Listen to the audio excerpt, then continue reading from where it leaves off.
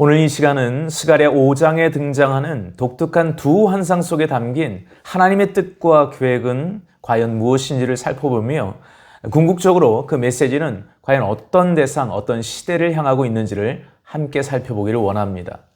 스가랴 5장의 제목은 일명 두루마리와 에바 속 여인의 환상입니다. 우리는 이 환상 속에서 특이한 세 가지 매개체를 만나게 되는데요. 첫째는 두루마리, 둘째는 에바, 셋째는 여인이란 단어입니다.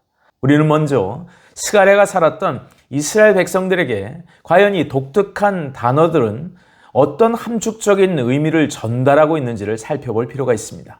또한 그 의미가 21세기의 오늘을 살아가는 현대 그리스도인들은 과연 어떤 영적 메시지로 받아들이게 되며 그것을 우리의 삶 속에 어떻게 풀어내야 하는가를 살펴보겠습니다. 우리는 먼저 세 가지 키워드에 심으신 스가랴서의 저자이신 하나님의 의도는 과연 무엇인지를 살펴보겠습니다. 첫째는 두루마리입니다. 여러분, 당대를 살아갔던 유대인들에게 두루마리는 어떤 의미였던 걸까요? 사실 두루마리 하면 유대인들에게는 익숙한 문화적 단어가 이 단어였습니다. 왜냐하면 오늘날로 말하면 두루마리는 주로 책을 의미했기 때문인데요. 따라서 스가랴를 비롯한 유대인이라면 누가 되었든지 천사가 설명해 주고 있는 이 독특한 두루마리는 다름 아닌 하나님이 쓰신 하나님의 말씀을 쉽게 연상할 수 있었던 것입니다. 하지만 이 환상의 독특성은 그것이 하나님의 말씀이다라는 일반적 정의에서 그치지 않습니다. 그것은 바로 이 두루마리가 엄청나게 클 뿐만 아니라 제사장이라면 누구나 알 수 있는 아주 상세하고 독특한 규격으로 만들어진 두루마리였기 때문이죠.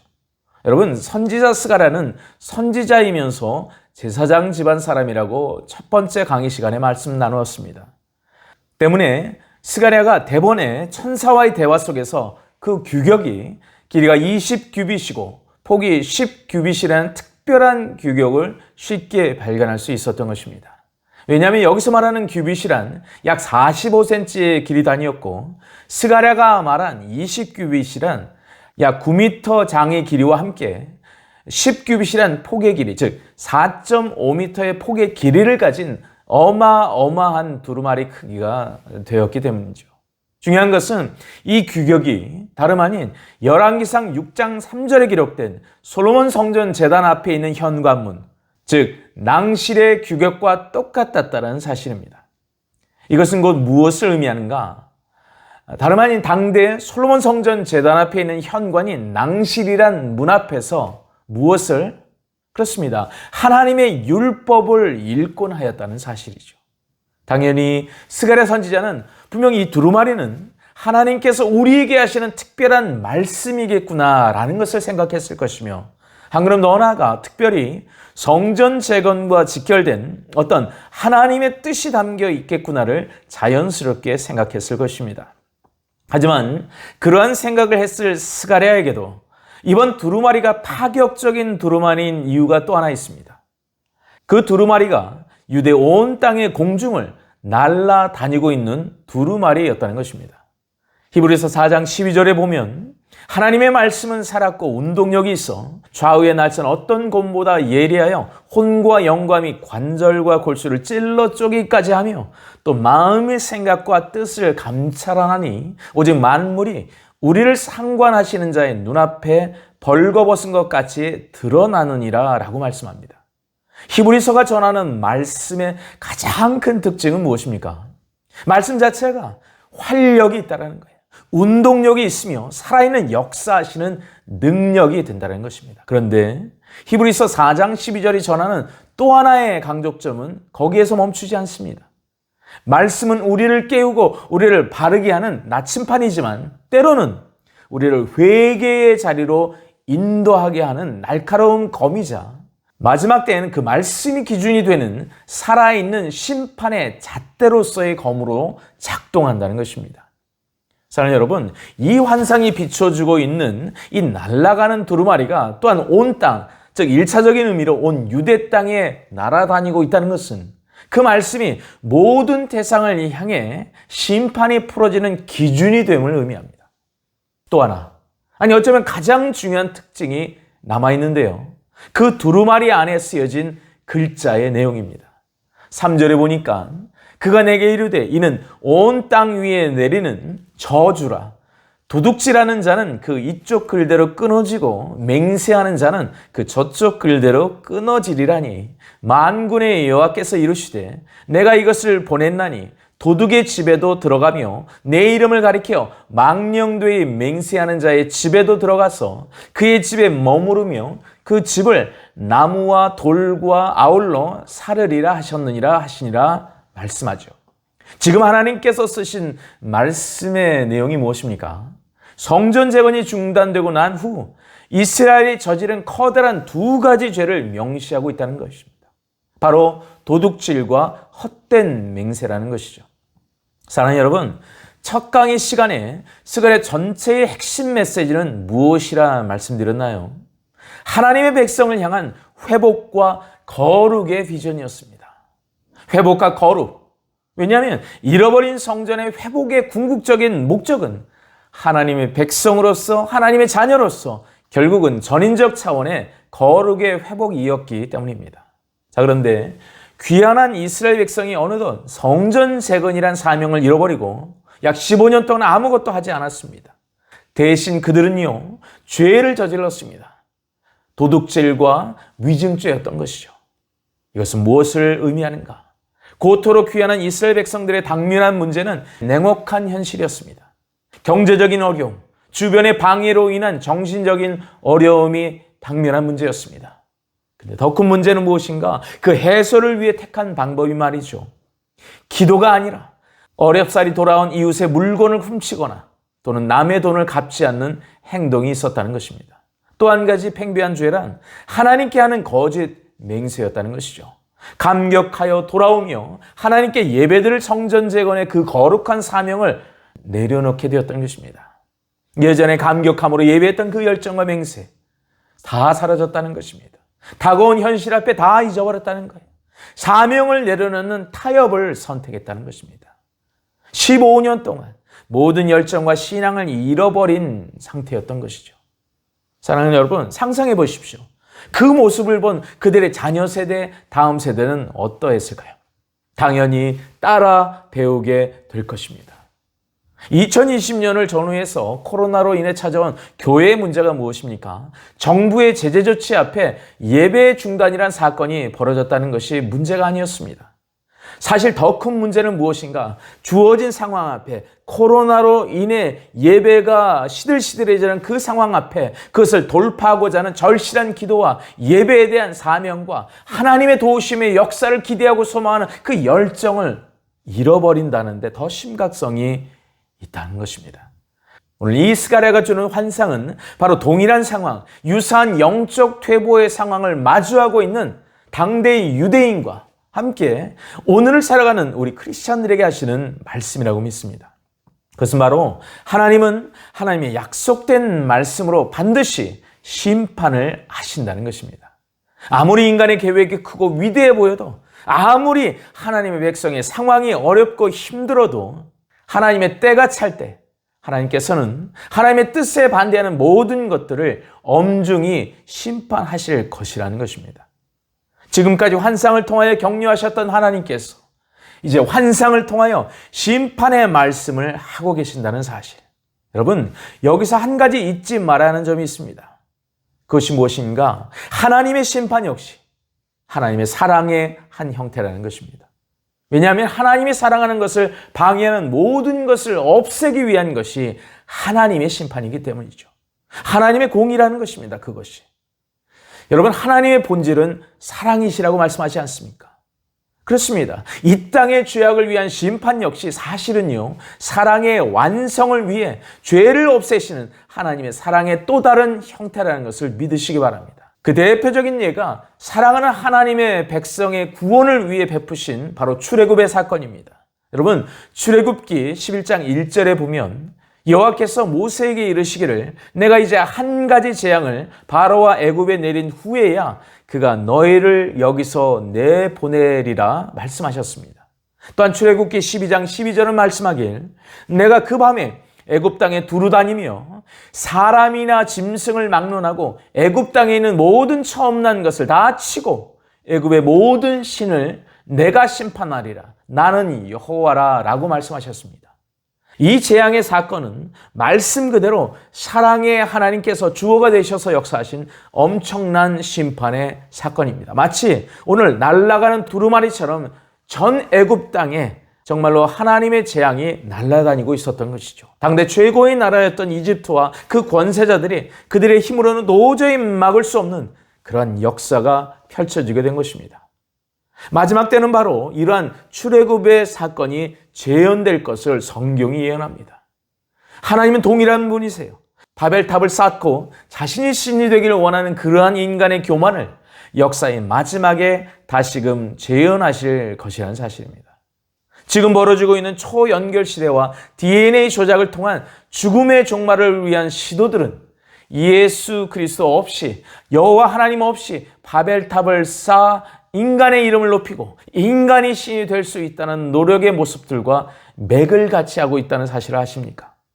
스가랴 5장의 환상에서 온 땅을 날아가는 그 두루마리는 단지 그 시대만을 위한 말씀이 아닙니다. 오늘을 살아가는 이 시대의 크리스찬들을 깨우고 세상의 모든 죄악들을 말씀으로 심판하고 계시고 앞으로도 하실 것이라는 그 살아있고 운동력 있는 말씀의 역사로 계속해서 지금도 여전히 날아다니고 있다는 것입니다. 하나님은 지금껏 우리에게 은혜의 때를 살게 하셨습니다. 그러나 주님 계신 하늘의 성전이 우리에게 가까이 올 때는 다릅니다. 그리스도의 신부에 합당한 거룩을 우리에게 요구하고 계십니다. 때문에 두루마리가 날아다닌다는 것은요, 때의 시급함을 말씀하고 있는 경종입니다. 주님을 맞이할 거룩을 준비하지 않는다면 주님이 주신 말씀의 잣대로 다시금 너희에게 심판을 베풀 수밖에 없음을 강조하고 또 강조하시는 것이죠.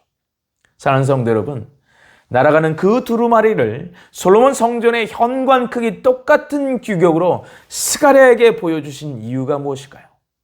영원한 하늘 성전의 문이 열리는 그날, 우리 모두가 부끄러움 없이 주님을 맞이하기 위해서는 영적인 성결과 예수님을 향한 사랑의 열정을 회복해야 한다는 것입니다.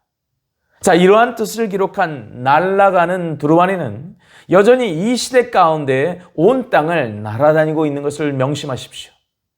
여러분, 하나님의 말씀 앞에 다시 나아가길 주님의 이름으로 권면드립니다.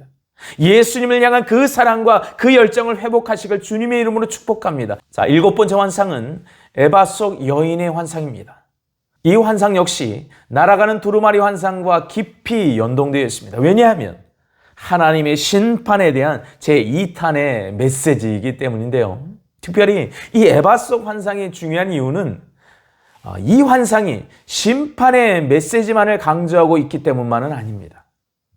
또 하나 강조하는 중요한 이유는 이 환상은 마지막 때를 예언하고 마지막 때에 일어날 적그리스도 제국과의 사건들과 긴밀하고 또한 밀접하게 연관되어 있다는 데 있습니다.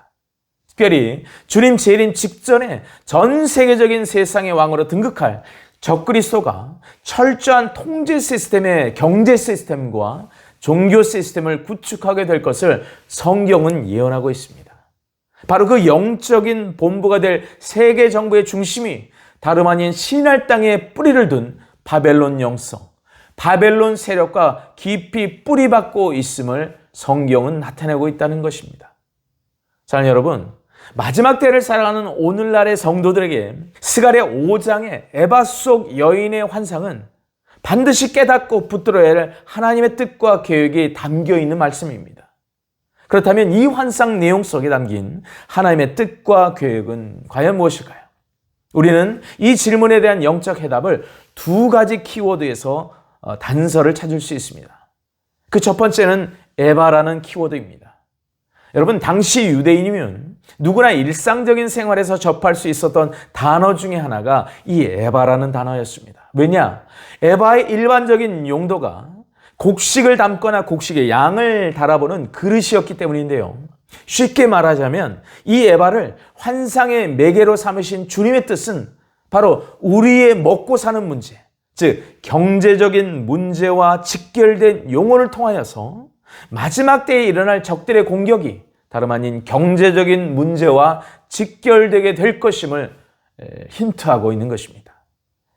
그런데 이 환상이 굉장히 심각한 메시지를 전달하고 있는 이유는 그 에바 속에 한 여인이 들어앉아 있다는 상황 때문입니다. 여러분, 그 여인의 정체성이 무엇이라고 말씀합니까? 오늘 스가랴 본문은 스스로 말씀하고 있어요. 악이라고 천사가 직접 밝히고 있다는 사실.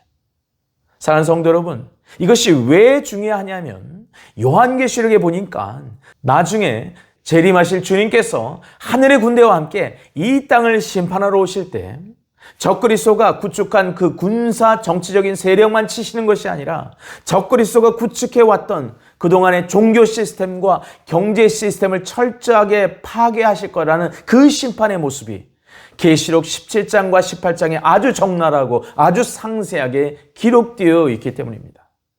그런 의미에서 스가랴 5장의 에바 속에 속한 그 악한 여인의 환상은 바로 마지막 때에 적그리스도가 구축할 종교와 경제가 뗄래야 뗄 수 없는 시스템, 즉 통제 시스템을 위한 단일 종교와 단일 경제의 적그리스도의 제국의 시스템을 예언적으로 미리 보여주고 있다는 것입니다. 우리가 여기서 짚고 넘어가야 할 부분은 이 환상 속에 등장하는 여인이란 마지막 때에 등장할 음녀 바벨론의 종교적인 우상숭배 사상을 상징적으로 나타내는 매개체라는 사실입니다. 놀랍게도 종교를 뜻하는 악의 여인이 경제를 상징하는 에바 속에 담겨서 어디로 가게 됩니까? 바로 하나님을 대적했던 영적인 온상지인 바벨탑의 장소, 바로 시날 땅으로 날개 달린 두 여인이 그 에바 속에 담긴 여인을 옮기는 것으로 이 환상은 끝나고 있다는 것입니다. 그 시날 땅이 문자 그대로인 현재의 이라크 땅이 될지 아니면 영적인 의미로서 바벨론 영성에 뿌리를 둔 적그리스도 제국에 세워질 현대적인 어떤 장소가 될지에 대해서는 학자마다 의견이 분분합니다.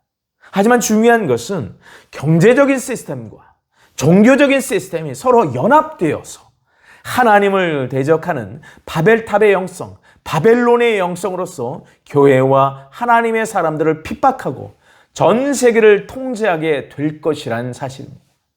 자, 그 이유는 악이란 정체성을 가진 그 여인이 에바 속에 담기고 그 뚜껑이 납으로 되어 닫히게 된다는 의미라는 것이 악이 관영하여서 차고 찰 때, 에바 안에서 악이 팽배해질 때 더 이상 차지 못할 만큼 숙성된 그 악으로서 바벨론에 놓여지게 될 것임을 나타내고 있기 때문입니다.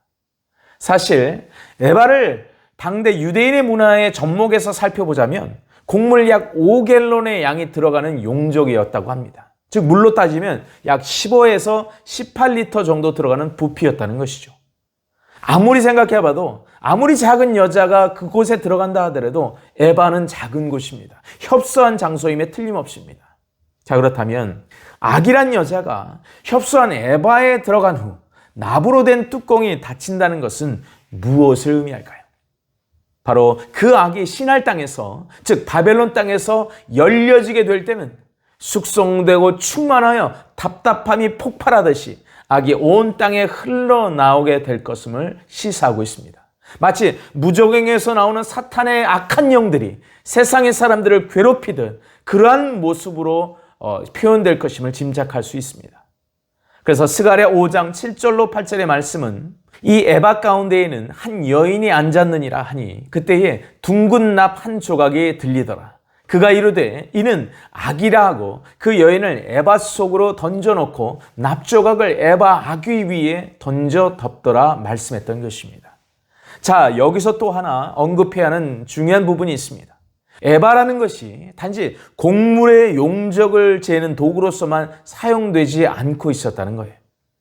왜 곡물을 재는 그 에바 속에 여인이 들어갔을까라는 것은요, 1차적으로 성전 재건을 위해 고토로 귀환한 이스라엘 백성들이 15년 동안 성전 재건을 멈추고 다시금 그 마음에 경제적인 우상, 그리고 영적인 우상을 품고 있었다는 꾸지람의 영적 메시지를 하나님께서 나타내시기 위함 때문이었다는 것입니다. 사실 당시 어디론가 이동하게 될 때 자신이 가지고 있는 잘못된 이교도의 작은 우상을 어디에? 바로 에바 속에 넣어서 주로 이동했다라고 합니다. 하나님은요, 바로 그것을 직시하시고 아셨다는 거예요. 그래서 1차적으로 이러한 유대인의 왜곡되고 변질되기 시작한 그들의 영적 상태를 꾸짖고 있었다는 것입니다. 바로 그것을 지적한 구문이 다름 아닌 스가랴 5장 9절로 11절의 말씀인데요. 내가 또 눈을 들어보니 두 여인이 나오는데 학의 날개 같은 날개가 있고 그 날개에 바람이 있더라. 그들이 그 에바를 천지 사이에 들었기로 내가 내게 말하는 천사에게 묻되 그들이 에바를 어디로 옮겨 가나이까 하니 그가 내게 이르되 그들이 시날 땅으로 가서 그것을 위하여 집을 지으려 함이니라. 준공되면 그것이 제 처소에 머물게 되리라 하더라. 아멘. 이렇게 말씀합니다. 이것은요, 앞서 언급한 두루마리 환상 속에 쓰여진 글이 도둑질과 위증죄에 대한 내용 그 이상을 말하고 있습니다. 그들의 마음속에 경제적인 우상을 품는 것, 그 이상의 메시지가 담겨 있었다는 것입니다. 다시 한번 말하지만 시날 땅은 바벨론의 옛 이름입니다. 그곳에 실제로 바벨탑이 세워졌음을 고고학적으로 발견된 장소이기도 하죠. 자, 여기서 눈여겨보아야 할 가장 중요한 사실 하나가 있습니다. 그것은 바벨의 어원입니다. 그 어원 속에 마지막 때까지 이어지는 영적인 영향력이 내포되고 있기 때문인데요.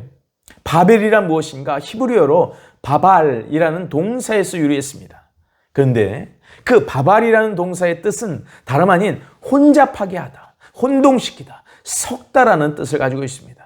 그래서 바벨의 영적인 뜻이 무엇인가? 바로 혼잡입니다. 바로 혼돈인 거예요. 사랑하는 성도 여러분, 요한계시록에 등장하는 바벨론은요, 특별히 이 마지막 때에 등장하게 될 적그리스도와 뗄래야 뗄 수 없는 관계로 엮여서 등장하게 되는데요. 요한계시록에서 적그리스도를 상징하는 용어를 짐승이라고 합니다. 그런데 그 짐승이 행하는 영적인 시도라는 것은 혼합이었다는 것입니다. 섞는다는 거예요. 그래서 등장하는 현상이 무엇인가? 요사이 종교다원주의이자 종교통합이라는 것이죠. 섞는 겁니다. 진리와 비진리를 구분하지 못하도록 마구 섞는 겁니다. 무슨 목적을 위해서? 길이요 진리요 생명 대신 예수 그리스도가 구원의 기름을 보지 못하게 하기 위한 그 목적 때문에 지금 적그리스도가 행하는 실제적인 구축 시스템이 무엇인 줄 아십니까? 소위 뉴 월드 오더라는 신세계 질서의 구호를 내걸고 마지막 때의 바벨론 제국인 세계 정부를 이 땅에 세우고자 정치와 경제와 종교의 영역에서 통합을 추진하고 있는 가운데 있습니다. 먼저 계시록 17장 5절로 6절에 보면 장차 통합된 종교 시스템, 즉 혼합의 바벨론 형성을 가진 종교 시스템 역시 여자로서 나타나고 있음을 주목할 필요가 있습니다. 우리 함께 읽어보겠습니다. 그 여자는 자줏빛과 붉은빛 옷을 입고 금과 보석과 진주로 꾸미고 손에 금잔을 가졌는데 가증한 물건과 그의 음행에 더러운 것들이 가득하더라. 그 이마에 이름이 기록되었으니 비밀이라, 큰 바벨론이라, 땅의 음료들과 가증한 것들의 어미라 하였더라.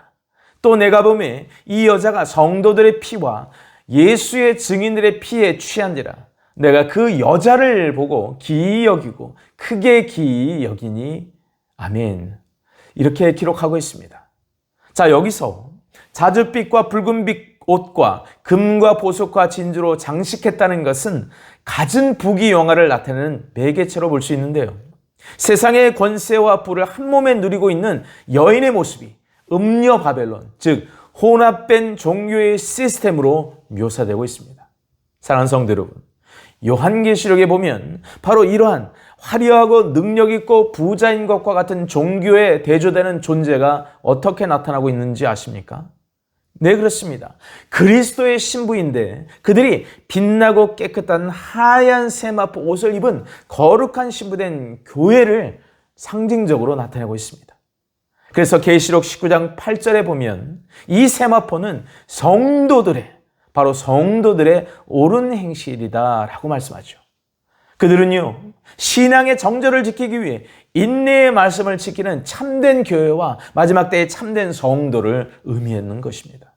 세상의 물결에 휩쓸려가지 않는 사람, 즉 하늘의 거룩한 연어와 같이 세상의 물결을 거슬러 올라가면서 하나님의 빛된 진리를 선포하고 있는 바로 그러한 존재, 하나님이 사랑하시는 바로 교회를 의미합니다. 역설적으로 말하면 음녀 바벨론이란 하나님을 믿는다 하지만 가짜 신앙을 가진, 즉 세상의 운동에 편승하고 있는 타락한 배도한 무늬만 크리스찬, 무늬만 교회의 이름을 가진 존재들이라고 말할 수 있겠습니다. 흥미로운 사실은 오늘 스가랴 5장 후반부에 나온 에바 속에 담긴 악이란 여인의 모습이 시날 땅에 옮겨져 그곳에 제단과 집을 짓는다는 내용이 보다 상세하게 계시록 17장에 재현되고 있다는 사실이에요. 계시록 17장 4절에 보면 이 음녀가 가증한 물건과 그의 음행에 더러운 것들이 가득한 금잔을 가지고 있다라고 기록합니다. 여기서 가증한 물건과 그의 음행이란 무슨 뜻일까요? 모두 다 철저하게 우상 숭배와 관련된 용어들인 것입니다. 스가랴 5장의 에바 속에 담긴 여인과 똑같은 모습이 가증한 물건의 우상이요, 음행에 더러운 것들이 가득한 금잔이라는 표현인 것이죠. 오늘 이 강의 시간에는 많은 지면을 할애할 수는 없지만 간단히 말하자면 대부분의 복음주의자들과 신앙인 그리고 학자들의 인정하는 대표적인 의견 중에 하나가 무엇인가요? 바로 그 종교적 음녀 바벨론의 수장 역할을 하는 것이 다름 아닌 로마 카톨릭임을 부인하지 않고 있습니다. 왜냐하면 그들이 추구하고 있는 행보라는 것이 모든 종교와의 타협을 통해서 평화라는 기치를 가지고 종교 통합, 종교 대화, 종교 평화를 추구하고 있기 때문입니다. 여러분, 겉으로는 아니라고 해도 이러한 행보의 당위성을 인정한 후의 결과는 어떻게 되는 걸까요? 당연히 혼합이란 DNA가 바벨론의 영을 통해서 초대교회의 순수한 기독교 신앙을 물들게 하는 것입니다. 많은 사람들이 오해하는 부분이 하나 있습니다. 종교개혁을 구교인 카톨릭에서 분리되고 저항해서 나온 신교가 개신교라고 생각하는 것인데요. 그것은 커다란 오산입니다. 종교개혁이란 원래 순수했던 초대교회의 순결한 신앙을 카톨릭으로 옷 입혀진 그 혼합의 옷을 벗어던지고 다시금 순수한 신앙의 본질을 되찾는 것에 의미가 있다는 것입니다. 때문에 카톨릭에서 떨어져 나온 어떤 형동생의 관계로 생각하는 것 자체가 잘못되었다는 것입니다. 기독교는요, 원래 순수했던 초대교회의 신앙을 되찾는 그러한 신앙을 의미하는 것을 믿으시기 바랍니다. 놀라운 사실은 이러한 종교 통합을 하는 그 세력 역시 적그리스도의 한낱 도구로 운명을 달리하게 될 것이라는 사실입니다. 계시록 17장 16절은 이렇게 말씀합니다. 내가 본 바 이 열불과 짐승은 음녀를 미워하여 망하게 하고 벌거벗게 하고 그의 살을 먹고 불로 아주 사르리라. 아멘. 여기 계시록에서 등장하는 짐승이 상징하는 것은 적그리스도입니다. 반면 음녀는 음녀 바벨론을 의미하는 종교 통합의 세력들을 상징하죠.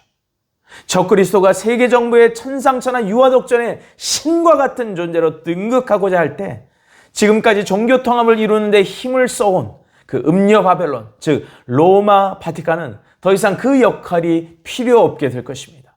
당연히 적그리스도는 이러한 자기 편의 존재까지도 없애게 될 것을 성경이 예언하고 있죠. 자, 이 모든 것이 반기독교, 적그리스도의 세력들인 것을 믿으시기 바랍니다. 니무롯에 의해 세워진 그 역사의 바벨탑은요, 하나님의 심판으로 사라져 버리게 되었습니다. 그렇습니다. 여기에 중요한 의미가 있습니다. 중요한 것은 우리는 이렇게 바벨론의 영성이 팽배한 세상을 살아가고 있고 앞으로도 주님 오실 그때까지 이 세상에서 살아가야만 할 것이지만 살아계셔서 때를 따라 돕는 은혜를 주시는 그 하나님을 신뢰하여 하나님만을 붙드는 하나님의 중심의 삶, 바로 그 삶을 놓지 않아야 한다는 것입니다. 오늘날 이러한 주님의 경고의 메시지가 더욱 시급한 이유는 무엇일까요? 적들은 더 깊이 그리고 더 폭발적으로 종교와 경제의 통제 시스템을 구축하며 우리들을 그곳으로 몰아넣어 가고자 무진장 애를 쓰고 있기 때문입니다. 특별히 우리가 주목해야 할 영역은 10년 전만 해도 듣지 못했던 디지털 휴먼, 데이터 인류, 메타버스와 같은 개념들이 우리 실생활을 침투하여 현실과 가상을 혼합되게 하고 있다는 사실입니다. 요사이 언급되는 반은 기계, 반은 인간을 혼합한 사이보그가 생겨날 것이고 클론 인간의 이슈까지 공공연히 지금 부각되고 있는 시기에 이르렀습니다. 2010년까지만 해도 익숙하지 않았던 인공지능과 5세대 통신을 의미하는 5G 시대가 이제 본격적인 우리의 삶의 내용 속에 침투해 들어왔습니다. 문제는 무엇인가? 사물과 인간이 연결되는 그 사회가 되어서 현실과 가상, 가상과 현실이 혼합되는 상황 속에서 인간이 만든 아바타가 마치 아이콘, 즉 우상처럼 생명을 얻게 되는 것과 같은 시대를 우리는 이미 마주하는 그 시대에 발을 들여놓게 되었다는 것입니다. 이것은요, 인간이 신처럼 가상의 존재에 생기를 불어넣고 반대로 그 가상 세계에 의해서 창조된 그 아이콘, 그 우상과 같은 존재들에 의해서 오히려 역설적으로 인간이 반대로 통제를 받게 되는 이 끔찍한 세상이 도래하게 되었다는 것입니다. 문제는 이것이 단지 과학의 발달, 문명의 발달로 치부할 수 없다는 데 있습니다. 왜냐하면 요한계시록 13장 16절에서 말한 짐승의 표가 바로 이러한 문명의 이기를 이용하여서 우리에게 다가오고 있기 때문입니다. 계시록 13장 16절로 18절의 말씀을 함께 읽겠습니다. 그가 모든 자, 그 작은 자나 큰 자나 부자나 가난한 자나 자유인이나 종들에게 그 오른손이나 이마에 표를 받게 하고 누구든지 이 표를 가진 자 외에는 매매를 못하게 하니 이 표는 곧 짐승의 이름이나 그 이름의 수라. 지혜가 여기 있으니 총명한 자는 그 짐승의 수를 세어보라. 그것은 사람의 수니 그의 수는 666이니라 라고 말씀합니다. 이 말씀 속에 그 짐승의 표는 이마와 오른손에 받는다고 말씀합니다. 그리고 이것은 마치 오늘 스가랴 5장의 에바 속 여인의 환상처럼 그리고 계시록 17장과 18장의 내용에 비추어 본 종교와 경제가 통합된 그 통제 시스템을 통하여서 앞으로 짐승의 표를 가지지 못한 자들에게는 매매를 못하게 하는 통제가 이루어지게 될 것이라는 것입니다. 경제와 종교의 통합을 통한 통제의 환란의 때가 우리에게 임할 것이라는 것입니다. 우리는 이 부분에 대한 깨어 경성하는 마음의 눈과 귀가 열려야 될 줄로 믿습니다. 누군가는 질문할 것입니다. 목사님, 그렇다면 구체적인 대안이 있어야 하지 않겠습니까? 라고 말이죠. 사실 이 질문에 대한 현실적인 해답은 우리가 함께 주님 앞에 나아가 기도함으로 찾아야 될 줄 믿습니다. 다가오는 현실을 무작정 거부만 한다고 되는 것도 아닙니다. 만약 그런 기준으로 따진다면 우리가 지금 당장 사용하고 있는 스마트폰을 사용하지 말아야 됩니다. 왜? 우리 스마트폰 자체가 개인에게 달려있는 바로 내비게이션과 같은 역할을 하기 때문이죠. 문화를 거부할 수 없고 문명을 거부할 수 없습니다. 중요한 것은 무엇인가? 우리가 신앙의 본질을 붙들며 피할 길을 예비하시는 하나님의 인도하심의 손길을 따라 우리가 말씀에 기준하여서 승리의 길을 걸어 나가야 한다는 것입니다. 자, 여기서 우리가 기억해야 될 분명한 사실 하나가 있습니다. 우리의 바로 이러한 싸움은요, 이미 승리가 결정된 싸움이라는 거예요. 계시록 18장 2절로 3절은 분명하게 이야기합니다. 힘센 음성으로 외쳐 가로되 무너졌도다 무너졌도다 큰 성 바벨론이요 귀신의 처소와 각종 더러운 영에 모이는 것과 각종 더럽고 가증한 새에 모이는 곳이 되었도다. 그 음행의 진노의 포도주를 인하여 만국이 무너졌으며 또 땅의 왕들이 그로 더불어 음행하였으며 땅의 상고들도 그 사치의 세력을 인하여 치부하였도다 하더라. 할렐루야, 아멘. 하나님의 마지막 심판은 마지막 바벨론에 부어지게 될 것입니다. 그리고 적그리스도의 모든 세력들은 주 예수 그리스도께서 모두 다 심판하실 것입니다. 그렇기 때문에 우리는 하나님의 말씀 속에 분명하게 기록된 승리의 보증수표인 하나님의 말씀을 믿음으로 취하고 하나님과 동행하며 오늘 우리에게 하시는 주의 말씀을 붙들고 승리해야 될 줄로 믿습니다. 바로 거룩과 회복의 비전을 붙들고 일었어야 하는 것입니다. 사랑하는 성도 여러분, 세상의 빠른 변화 속에서 코로나19는 전 세계적인 차원으로 전염병의 두려움을 통하여 단기간에 우리를 온라인의 플랫폼을 통하여 소통하는 그러한 문화와 그러한 생활에 점차 익숙하게 만들고 있습니다. 이는 앞에서도 언급했지만 앞으로 다가올 가상현실의 세계를 위한 초석이자 점점 새로운 기술들의 도입과 실용화를 통해 이 현상의 영향은 더욱 우리에게 다가올 것입니다. 하지만 오늘 스가랴 선지자가 말씀하고 있는 마지막 메시지는 무엇입니까? 그 환상을 통하여 내가 역사의 주관자이시다라는 말씀을 하나님께서는 우리에게 선포하고 계신다는 것입니다. 내가 세상의 역사의 주관자이다. 아날로그 시대 때나 디지털 시대 때나 가상현실의 시대 때나 내가 역사의 주관자다라는 거예요. 어느 첨단 기술을 만난다 하더라도 오직 변하지 않는 영원한 진리 되신 살아계신 하나님이시오. 그분의 말씀이 우리를 붙드실 것이라는 사실. 그렇습니다. 사랑하는 여러분, 이미 승리하신 하나님의 그 역사에 담대한 군병이요 순결한 신부로 서서 이 마지막 때의 역사를 주관하시는 그 하나님의 파도를 타시기를 주님의 이름으로 축복합니다. 하나님의 말씀이 증거하는 나는 우리는 이미 승리한 그 싸움의 승리의 깃발을 믿음으로 준비하는 그 구원의 여정을 걸어가고 있는 것입니다. 바로 이러한 하나님의 지혜와 계시를 통하여서 다시금 이 시대 가운데서 하나님이 인도하실 그 길을 당당히 믿음으로 승리의 깃발을 나부끼면서 걸어가는 저와 여러분이 되시기를 주님의 이름으로 축복합니다. 함께 기도하겠습니다. 존귀하신 아버지 하나님, 오늘도 역사의 주관자이신 하나님의 말씀에 힘입어 오늘 승리케 하여 주시니 감사합니다. 세상의 시류 속에서 하나님 뜻과 목적을 바라볼 수 있는 눈을 주시고 하나님의 음성을 들을 수 있는 열린 귀를 허락하여 주옵소서. 그래서 오늘도 변함없이 참된 성전으로 건축되어가는 우리의 삶의 여정에 승리의 노래가 있게 하여 주시고 세상을 이기신 주님의 지혜와 계시형을 허락하셔서 오늘도 바라볼 것을 바라보게 하시고 들을 것을 듣게 하여 주시기를 원합니다. 무엇보다 예수님을 향한 사랑과 열정이 더욱 충만케 되게 하여 주옵소서. 그래서 세상은 악이 충만하나 우리는 예수로 충만하고 세상은 통제를 추구하나 우리는 하나님의 사랑을 갈망하게 하여 주옵소서.